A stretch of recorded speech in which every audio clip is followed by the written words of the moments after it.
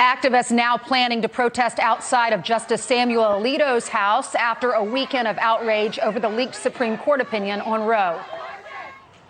This is you don't get to take away our bodily autonomy and enjoy your Saturday night at home. You get to do one or the other. And what does it mean to you to be marching to the justices' homes? This is personal, so we're going to take it to the personal space. Okay. They did this, not us.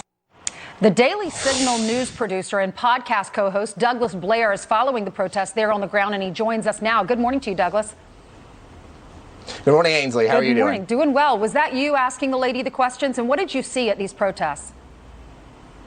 I mean, what I saw outside of these justices' homes was nothing short of horrifying. It really tells you a lot that we've gotten to the point in this country where protesters feel they can go to somebody's private residence, scream and yell and try to intimidate them into voting the way that they want them to do. And for a cause like abortion, where on the pro-life side, we've acknowledged time and again that this is not just a clump of cells, it's not a parasite, as some of these protesters were saying, it is a human being, it is a human life. Did you see a difference when you went to Kavanaugh's house and then went to John Roberts' house?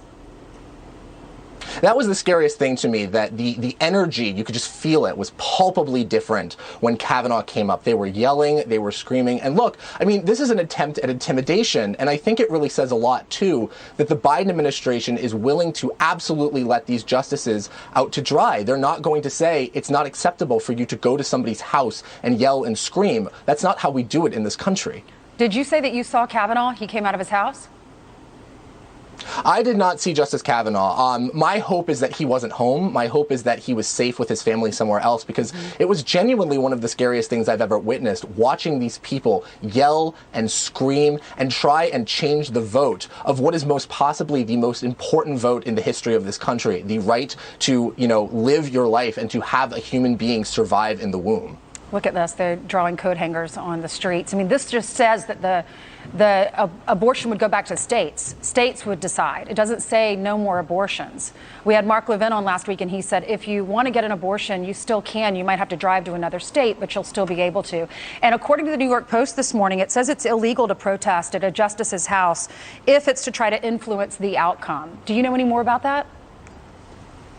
Absolutely. No, I mean, that's entirely right. And whether or not it's illegal is sort of irrelevant here. It's the morality of the thing. The fact that they've decided that it's now acceptable to intimidate a justice into getting what they want just shows how deranged and out of touch with the American people the radical left is. The fact that we can have this conversation between us and we can discuss, hey, maybe it's going to go back to the states, maybe not. That's acceptable. It's unacceptable to go to somebody's house, to yell and to scream and to scare them into submission. Douglas, what did the police say? Because we saw some images that looked like police were on the sidewalk. I was confident for a moment that they were going to start arresting people. It seemed like the police had things under control. And I will tell you this, the fact that these radical protesters fled the scene the second that a massive police presence came on was so telling to me, because they're scared.